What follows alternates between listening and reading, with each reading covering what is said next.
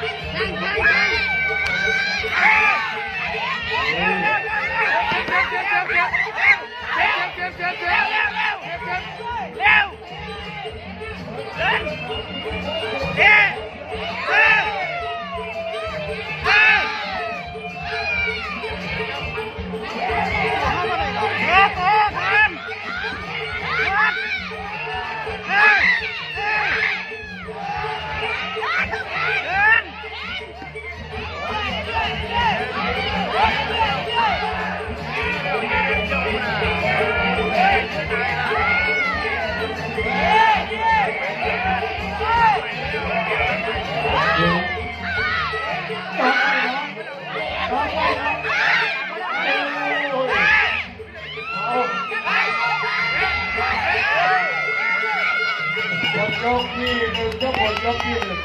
ฟังกับ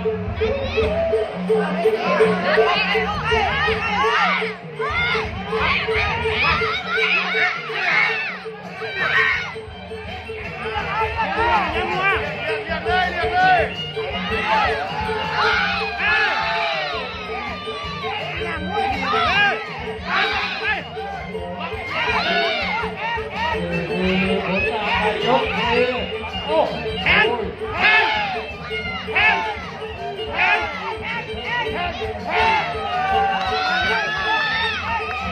เสียอย่างเดียวเสียแข็ง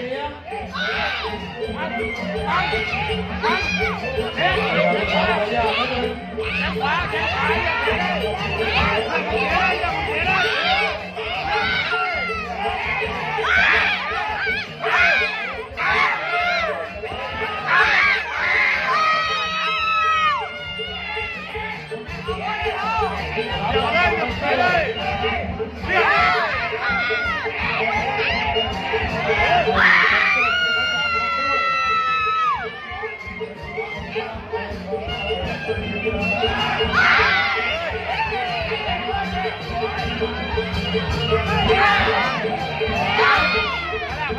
โอ้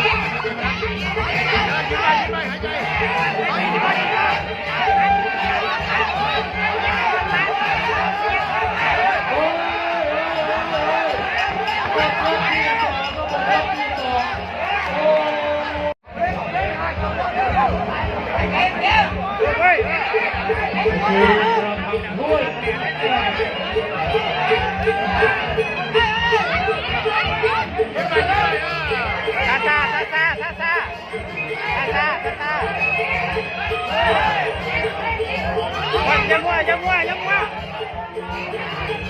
เฮ้ย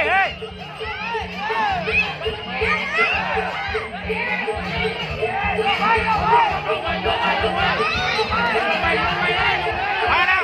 ยกเลยเฮ้ยพอแล้ว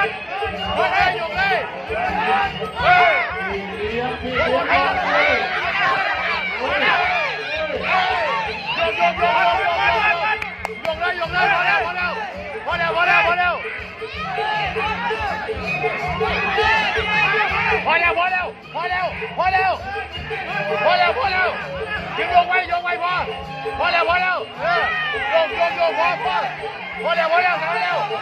พอแล้วพอแล้วพอแล้วพอแล้วพอแล้วพอแล้วพอแล้วพอแล้วพอ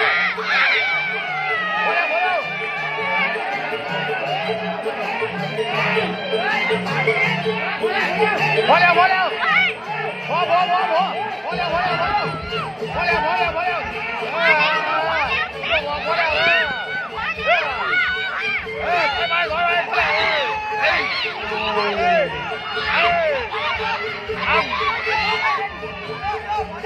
โยกพอแล้วพอแล้ว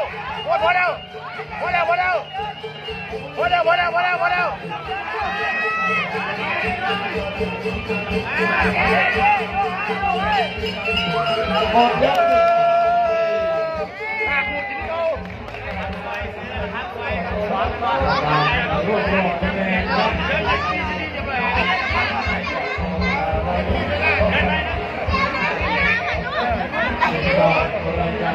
สดๆชูมือ